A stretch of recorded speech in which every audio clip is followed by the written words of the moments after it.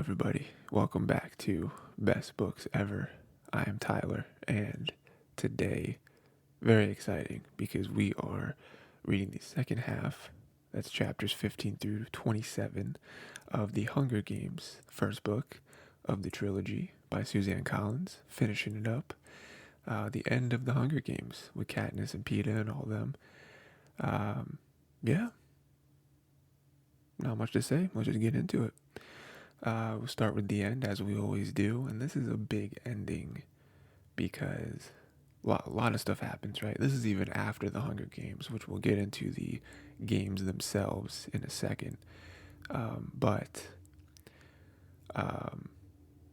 after all this, I mean, I guess the very, very, very last thing hits because if you have read along with a few other series that we've done so far on here, you'll know that any inkling of romance always hits me very hard, whatever sort of romance that is. Just something I hone in on.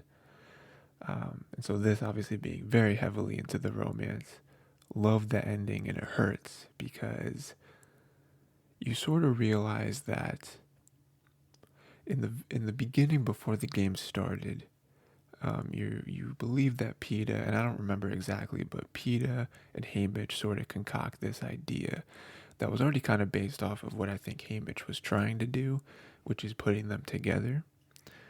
Maybe that was just strategy. Remember, he did, and we did kind of revisit this for a second in this book, he did win the games. And so the short little conversation that Katniss and Peeta have about this, they're like, Haymitch had to have outsmarted everyone. So maybe some of that, or maybe it was just a coincidence.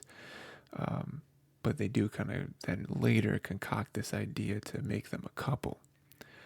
And so at that point, you're seeing this whole book, well, the whole book, right? Not just at that point, but you are seeing the whole book from Katniss's perspective. And the way she paints the situation as well as what she thinks Peeta thinks about this. She's like, oh, Peeta's smarter than me. We've talked about this where it's like Katniss seems to be getting overwhelmed by all of this, especially the whole like strategy, mind games part of it. She's more so just like, well, I have a bow and I'll do my best in the games when they start.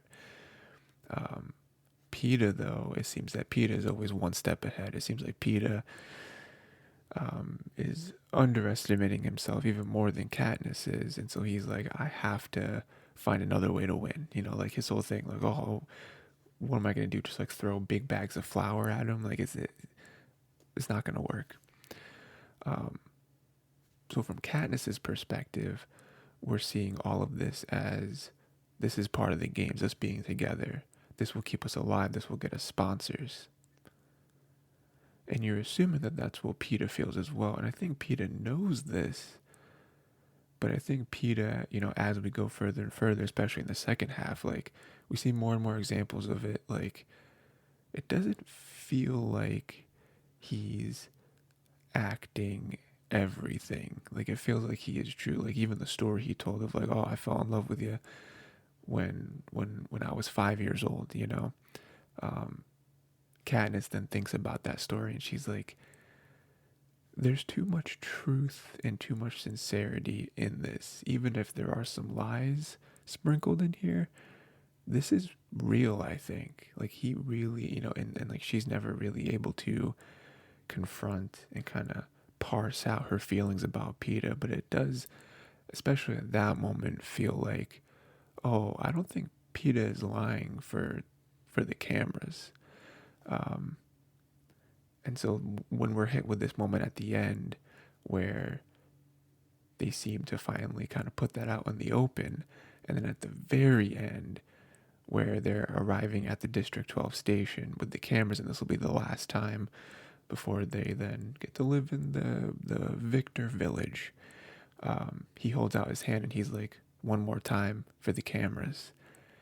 And it just hits Katniss so hard because she doesn't know how to feel. Like Gale keeps popping up, and I think on paper, Gale is the very clear, like, oh, you like him. Like, you having these weird feelings this whole time and being like, oh, I don't know how I feel, I don't know how Gale feels. It's like, clearly what you're feeling is attraction.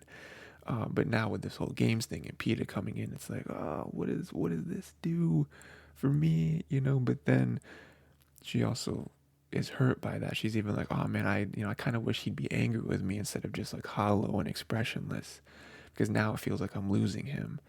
Um, but yeah, like that hurts, because then going into the next book, which we'll talk a little bit about at the end, like predictions and stuff like that. But um, there are 2 more books in the series. There are 3 more. The fourth one's a prequel, so that doesn't count. We will read it, but it doesn't count. Um, me trying to get in the headspace of as if I've never read this trilogy before. What would I think? It's like going into the next book. Like, do they have a conversation with each other? Do they reconcile and get together? Because I do feel like Katniss does like Peeta. I think the problem, I think again, there's 2 problems. One, a lot of it, like it started out as a fabrication to get sponsors. So I think that's what's kind of confusing her thoughts. And then again, Gale, where it's like, how does she feel about Gale, and how does that play into this?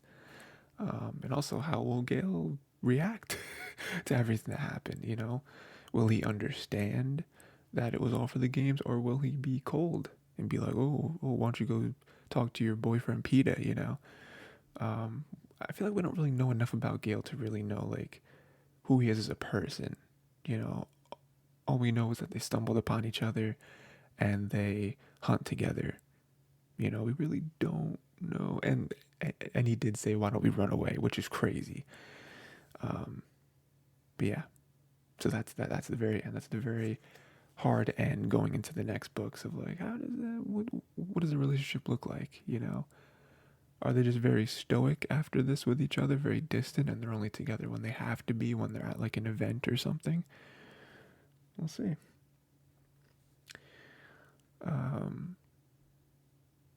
Speaking of the very end, a little before the events we just talked about, there was the Barry situation. So this is the very end of the games where they nixed the team rule, and they said, nope, can't do it. Actually, gotcha. And Katniss was smart enough to be like, smart might not be the right word, like desperate and emotional is probably better. And she's like, we'll just kill ourselves then, because she's playing 4D chess, and she's like, well, they have to have a winner. Like, if they don't have a winner, then that undermines so much of why these games exist. Not everything, but probably a pillar or two of what holds these games up. So you got the bear, he's gonna kill himself. Wait, don't do it. Here's your winners, blah blah blah. Right? Very very big moment, very rebellious moment, which is a theme that they keep hitting on even since kind of the very beginning um, when Katniss shoots the apple from the pig's mouth and she just walks off. I mean, if you want to go further than that, we can go even more to the beginning where, I mean, just the fact that she hunts. And, some of the people kind of turn a blind eye because of it, but still, like, she's not supposed to be doing that. Like, there are a lot of little breadcrumbs of rebellion in this series. And, again, we'll see if that goes anywhere. But, we'll talk about that at the end. Lots of thoughts, lots of directions that the book 2 and then book 3 could go. But following that for a second, Haymitch's conversation with her is great. Little secret conversation with the hug, but he's like, "Hey, this is not good. Like they're not happy with you. It was very rebellious. It was against what the games are supposed to be. They're kind of like the laughing stock of Pan Am right now because of it. That is the opposite reaction that they're supposed to get. They're supposed to get superiority, not being tricked, not being pranked. And so that's where they're at with that. And that's why she has to play the whole like lovey-dovey thing of like, I just loved him so much, I couldn't bear to live without him. Because if he dies, now I have to be alone, and if I die, then I know that he has to be. So it's that whole thing. Yeah, I do really like that because Peeta was fully ready. He was like, if you don't kill me, I'm gonna kill me, which is crazy. But she just had that one spark to be like, let's kill ourselves, let's do it. But yeah, so again, that'll kind of lead into some predictions later. But love that moment. I love her way of thinking, and it does also intertwine a little bit of their relationship. Um, how they both feel about each other and what they were both thinking about in that moment. Love that. Um, what else do we have? Yeah, that's pretty much all the aftermath climax stuff. Now there's just a few more things I do want to touch on that I don't know about liked. um, liked from a writing perspective, not necessarily in the moment. Um, so one thing I thought was interesting was Katniss noticing the mutations that were there. They're like, oh, there's something really weird about them, and then you realize that each one represents a fallen tribute, and then you realize they might not just represent a fallen tribute. Peeta makes a comment about like, oh, I wonder if they really use the tribute's eyes and put them in the mutations, and Katniss is brushing that off because she's like, you're insane. Like, what if those are the tributes? What if their brains are in there? Like, what if like you're just talking about eyes? What if they have been mutated, physically and genetically mutated into these creatures, and they're now gonna kill us? Her looking around and finding the runt and knowing that's Rue, and it's like, what am I like? I can't shoot Rue, I also don't want to die. So it's like that's something that I think we want to cling on to and not forget that this happened, not let our main protagonist winning, and there's all this fanfare and everything. Like, there are little things like that we should hang on to going into the second and third book. Again, even though I've read them, I don't remember the second and third book very well. Like I said, I think I read these 15 years ago. I think maybe if that math checks out. Um, so like it's not all that. I remember fragments, but like that right there, that's crazy. If that's something they've been doing freely for years, like taking dead tributes, because even that, it's like we know that they send, like they're supposed to send like the body in a box, like a casket, pretty much. But it's like, do they send their real body? Like, are they even able to see it? Like, do they have ways to make a fake person to send back, and they use the real person in these weird mutation things? Again, it's just adding to the power and the just like apparent evilness that is in the capital. It just runs deeper, because you would think that just the Hunger Games as an idea is sinister, but then you kind of comb through all the specifics, and then like the little things they do that are sometimes just kind of glazed over because of the Hunger Games. It's like, oh, the Hunger Games suck, and a lot of people, especially the lower districts, deep down hate the capital for this, hate the how much power they have and how much they just kind of play with their lives. But then that's kind of as far as people see it. And then you look at something like this, and it's like, could you imagine not only someone you knew, a friend, a family member, a child, or a parent or someone being picked and having to go through the Hunger Games, but then they die. They don't die, they're murdered in these games. And then their body that you thought would be transported back to you so you can have a funeral for them, or, whatever you do, right?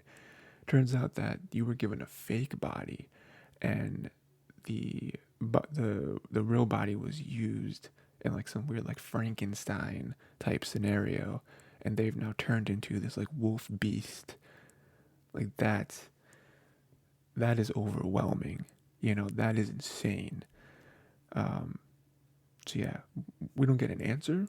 I don't know that we'll ever get an answer, But like, if all of that is true, Capital needs to go down. You know, like they need to, all the stuff that Gale is spitting about, like, oh, the Capital this, Capital that. He's right. you know, we gotta get them out of here. Um, Another thing, kind of sticking with this theme of little things that I don't think we should forget. Because it gets overshadowed with just the action and the romance of the story. Something else I don't think we should forget is, and this kind of leads into another thing I want to talk about, but Katniss and Rue are talking, and Katniss is surprised by some of the things that Rue says about what happens in her district and how it differs from her own, how 11 and 12 are different just in little ways and in big ways, but, even just like some of the, what are they called? They're not called police. Are they like peacemakers? Am I just making that up? Isn't Peacemaker the name of the DC superhero? I could be just making that up, but the guards or the police or whatever whatever you want to call them. Just how different they were in 12. There's a lot of things that Katniss does that she should probably get in some pretty big trouble for, but they kind of again turn a blind eye because they buy some of the game that Katniss hunts, and so it's like, And also on top of that, the mayor doesn't really like a lot of those more severe punishments, like being publicly whipped for something. Whereas with Rue's like, happens all the time. you know, we grow food, but we wouldn't dare steal any of it. We wouldn't dare just pluck it and eat some strawberries that were growing or something. We would never do that because we would get destroyed. And this isn't necessarily to point out how much harsher 11 is than 12, because I think there's a lot of things that go, both ways. The thing that I think we should latch on to and not forget is how Katniss thinks, like, districts don't really communicate with each other, And if you go further with all this capital is evil stuff, it's like, that's probably by design. They don't want the other capitals communicating with each other. Like, then they would know how different they are with the different things that each of them provide, but then also how similar they are and how much, despair is between all of them. Because again, the Hunger Games all started because of a rebellion. That's why, I think this theme is throughout the book. And again, the reason why the Hunger Games existed because of so like the Capitol does everything it can to quell, to nip any of that at the bud. Because like with how each district kind of provides something different, they're never really able to get a leg up on anything because they only make one thing, or only specialize in one area. Could you imagine if the different districts were able to talk to each other, let alone trade goods with each other freely? Like that would completely cut off the head of the snake of the capital. So yeah, again, that's something I want to latch onto because I thought that was very easy to kind of brush past, be like, oh, Rue and Katniss are talking or whatever, but it's like, that's another thing. They don't talk to each other. They all feel very isolated, and I think that adds to their kind of hopelessness. But also it prevents any sort of familiar bond between the capital, or not the capital, between all the different districts. And I think that grows to the Hunger Games because that's what the Capitol wants of like, well, no one from 12 cares about anyone in 11. Like pluck anyone from 12 and anyone from 11 and they wouldn't care if the other one died. Because they're like, I mean, yeah, we're all districts, but like, they're not part of my district. What do I care? I mean, even some people from my own district I might not care too much of. So again, could you imagine if they all did have this like camaraderie between each other? That's what leads to a rebellion. all the puzzle pieces are there. It's just the Capitol refuses to make even two of them connect, let alone all of them. Yeah. And then we're gonna end on a couple things that have to do with Rue, because Rue is the most innocent character ever.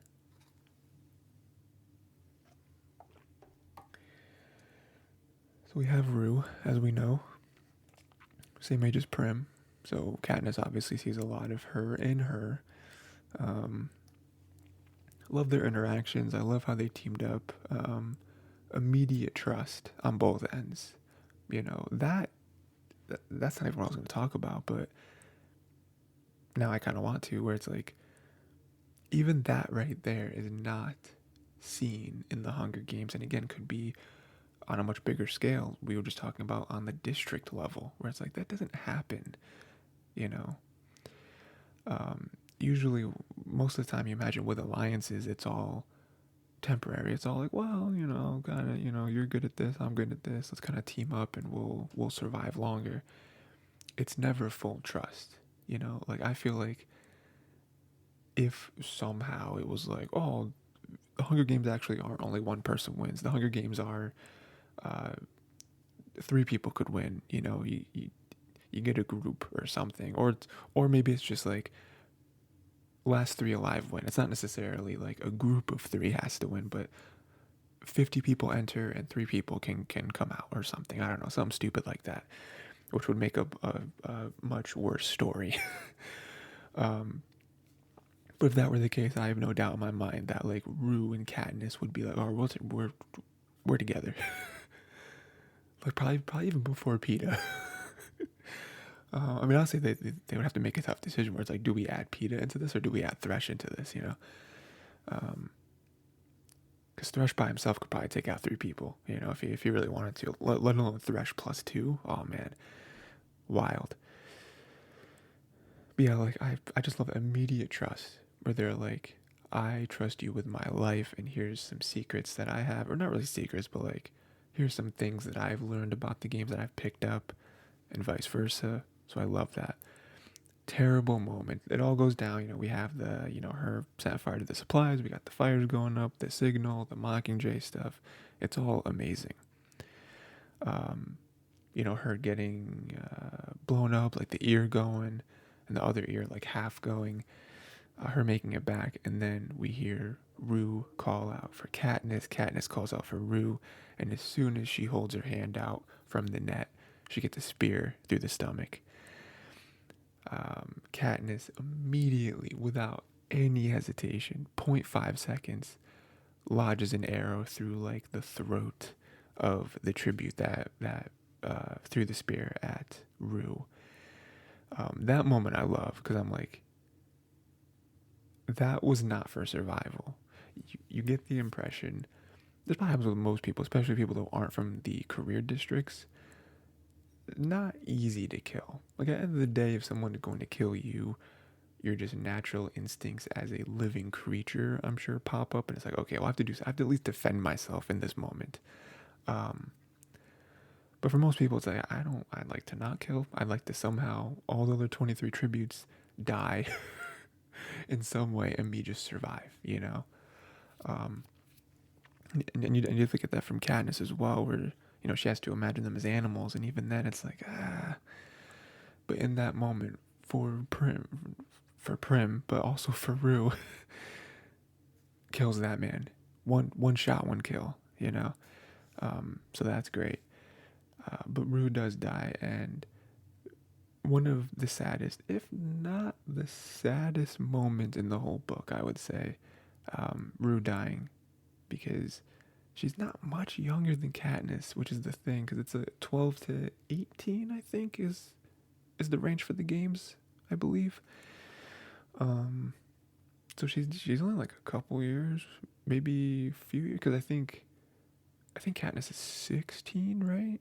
And Rue is 12, so not really much younger, but it is just like this child who survived a long time, honestly, and really wanted no part of this and deserved so much better. trusted Katniss as well, like we talked about, and for her to die, for her to be like, sing, sing for me. It's like, it's so hard. Um, so yeah, a very, very, very, very tough moment. And then another act of rebellion. We're seeing a pattern here. Another act of rebellion. She puts flowers all over Rue, around the uh, wound, but then also around like her face and stuff, and throws up the three finger symbol. It's just like, yeah, like this. This is a time. This is a time where I'm showing you that we are more than the games. Rue is not just a kid from District 11 who died in the 74th Hunger Games. She's more than that. Um, and it's amazing because, again, like, just on a base level, like how much she would care for Rue in that moment. Um, but then also her making it a symbol and her letting everyone see it. Like, it's huge. Um, it's so sad. I'm so upset that she died. But again, it does, at the end of the day, it does come down to only one person or two people can win the games. And, you know, if Katniss was going to win, it couldn't have been Rue, unfortunately. And then the last thing, still pertaining to Rue. Love the moment where Thresh saves Katniss.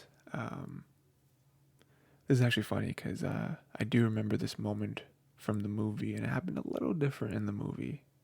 I do like it better here though, because the way it happened in the movie was well, okay, so what happened in the book here was Katniss was going to get killed by Clove.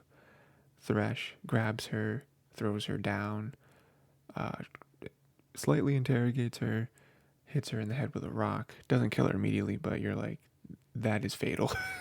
You're gonna die in probably about 30 seconds from probably like your brain uh, Im- imploding on itself and internal damage, all that stuff. Um, and then he goes up to Katniss and says, "What was she talking about? Rue was your ally." Rue, Katniss explains it, and then basically ends it with like, "If you're gonna kill me, just please do it quick." Because in that moment, there's nothing she can do against Thresh. Thresh is like standing over her like a gorilla, like he's huge. And then Thresh says, "I'm not gonna kill you. We're square. This was for Rue. Um, Now go," basically. And the way it happened in the movie, I remember. I don't know why I remember this so vividly. This is like the one moment from the movie that I remember. Movie was a little different. So instead of Thresh hitting her with a rock in the head, in the movie, I think Thresh picks her up off of Katniss and throws her like 3 times really hard against the side of the cornucopia. And that like breaks her spine or whatever, and she dies immediately.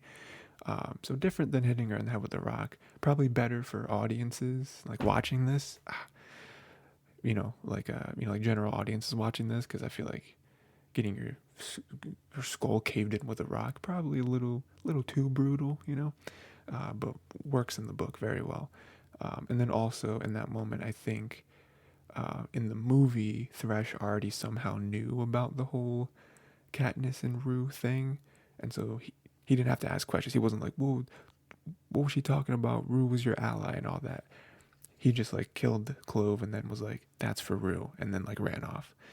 Um, Again, stuff had to be cut, I'm sure. So little things like that can be explained quicker for audiences. But yeah, I thought it was interesting. The like two differences between two huge moments um, in the stories. I thought was fun. But yeah, getting back to the book, love that because um, one, we see Thresh, which is cool. We don't see him too much, and we are kind of questioning like, what is we know that Peeta and Katniss are from the same district, and they do have this this like connection, this relationship. But it's like, do other people from other districts have that as well? Like, do Thresh and Rue care for each other at all? Again, not in a romantic way, but just in like, do they know each other? Were they friends? Like, do they feel this sort of camaraderie where it's like, you know, I would like to not have to kill this other person from my district. Um, but then also, I love it because it shows their humanity. Um, oh, and also jumping off that for a second, Kato and Clove, I think, were from the same district too, right? And so that also adds to it, where it's like Kato seemed very distraught when he saw Clove was dead, and not in a way of like, oh no, my ally, more so like he did care for at least a little. Again, I'm not saying a romantic way, but in like a we're from the same district, you know, so maybe there is a little bit more of some sort of togetherness with the districts than the capital would like you to believe.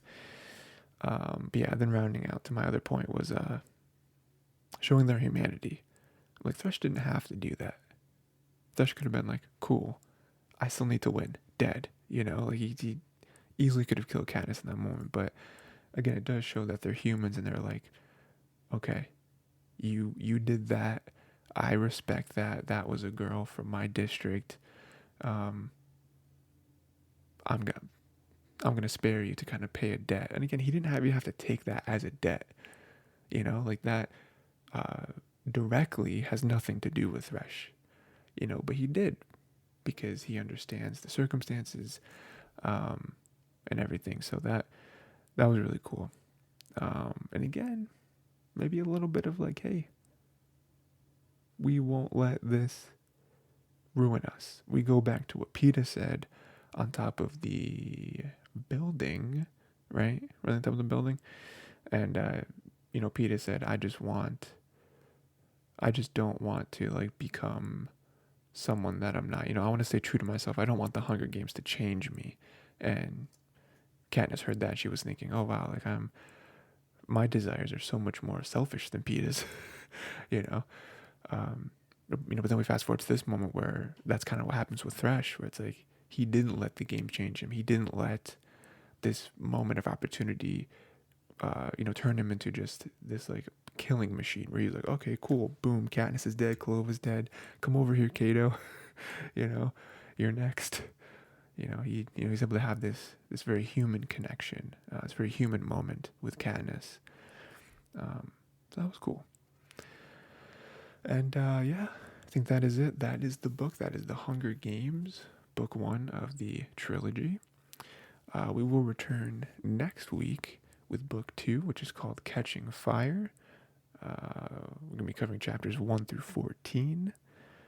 Same thing. This next book also has 27 chapters. I wonder if book 3 also has 27 chapters. Yeah, really nailed it down with that number. But yeah, chapters 1 through 14 we'll cover. And yeah, we'll see again with predictions. Acting as if I have never read the next book. What would I think? First it's the immediate question of like, what is the book? What is the setup for the book? Because this whole first book was surrounded around the 74th Hunger Games. So it's like, okay, is the next book going to be the 75th Hunger Games? And if so, do we leave Katniss and Peeta behind because they won? Like, they're in Victor Village. Like, you don't... if you go into the Hunger Games, you either lose and die, or you win and you get to live a cushy life, you know? So, like, do we not see Katniss and Peeta again? Do they become mentors? Katniss did mention that in passing. She mentioned it in her mind in passing about, like, would I, she would think about Haymitch. It's like, would I mentor the next District 12 girl? Would I do that? So maybe that's how we get it. Or the next book isn't surrounded, or isn't focused on the 75th Hunger Games, and maybe it is more of just Katniss and Peeta. But even that's like, do we just like, does this book just take a turn and it turns into just like romance comedy book?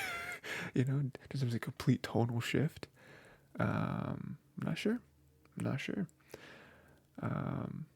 That's really it for predictions. Because like I said, there's no clear direction that the second book is going, so we're not really sure. Like if it does follow the 75th, I imagine it can't have Katniss and Peeta in it. I mean, other than them being mentors or their story sort of intertwining with the 75th Hunger Games somehow. I don't know how that would work. So we do kind of cut back and forth. But even that doesn't make sense to me, because would we then have multiple POVs? Which isn't something that this book did. So I don't think the next book would either. It could, I mean, that'd be cool. Would we want to just watch another Hunger Games though? Like, there would have to be some more importance to it other than just like, all right, book 2, 75th Hunger Games, because then at that point it's like, why didn't Suzanne Collins just write a new book every few years about the next Hunger Games? You know what I mean? So, on a smaller level, would like to see what happens with the seeming love triangle between Katniss, Peeta, and Gale, if that is able to resolve itself in any way that is not heartbreaking. Love to see Prim again. See how she felt. I mean, she's probably ecstatic. She's like, thank God my sister didn't die. Love to see what the mom thinks about all this. Peeta's family be pretty cool.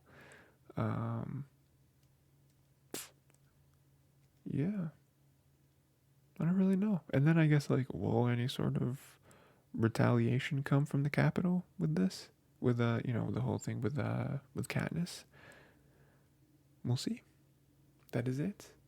Let me know what you thought of this book as a whole. Any predictions going into the second book? That is it. Till next time, read the chapters 1 through 14, and we will see what happens with Katniss and Peeta. Or we won't.